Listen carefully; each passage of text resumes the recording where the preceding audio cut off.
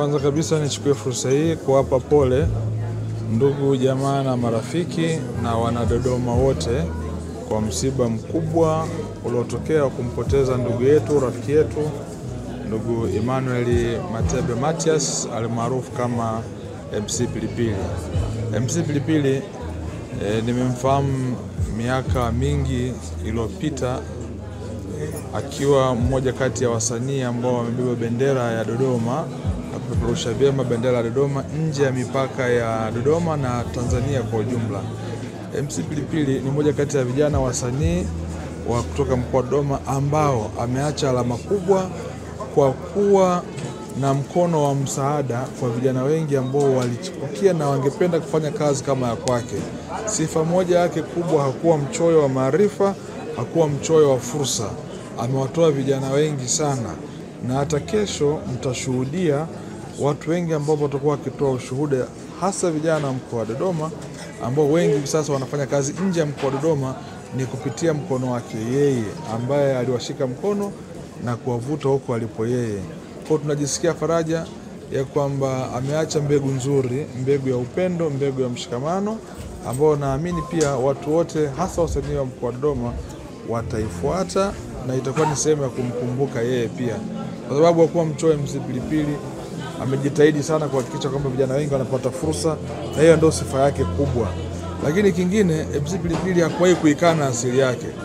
Popote alipoenda alitamani sana kufahamika kwamba anatoka Dodoma na Mgogo halisi, na ndio maana katika baadhi ya maeneo alikuwa anazungumza mpaka lugha ya Kigogo. Wako watu ambao kuna wakati wakishapata umaarufu wanapenda kukana sehemu zao za asili. Kwake yeye ilikuwa tofauti, alijivunia Dodoma, alipenda sana Dodoma. Kwa hiyo tumempoteza msanii, tumempoteza rafiki, tumempoteza ndugu ambaye alikuwa na mapenzi makubwa sana Dodoma, na alitamani kuiona Dodoma yake inakuwa siku hadi siku. Ndio maana miaka hivi karibuni aliamua kabisa ya kuja kuanzisha show ile comedy show hapa Dodoma ambao alikuwa anazifanyia Dar es Salaam. Lengo lake kubwa lilikuwa ni kuwainua wasanii wa Dodoma, lakini vile na kuitangaza Dodoma kwa ujumla, ikiwa ni kiu na matumaini yake makubwa kwa Dodoma inapiga hatua kubwa sana. Ndugu waandishi wa habari, siku ya Jumapili ni siku ambayo siwezi kuisahau katika maisha yangu.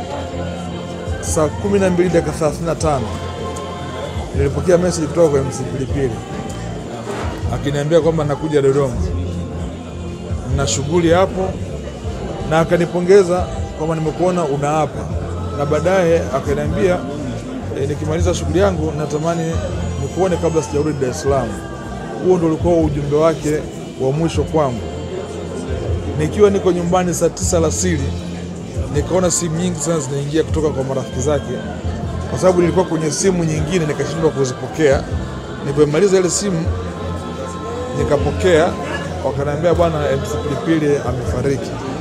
Kwa kweli sikuamini, nikashtushwa sana na nikasema nitakwenda mwenyewe mortuary nikathibitishe. Na baada ya pale nilifunga safari nikaenda mortuary, kweli nikamkuta mpendwa wetu amelala.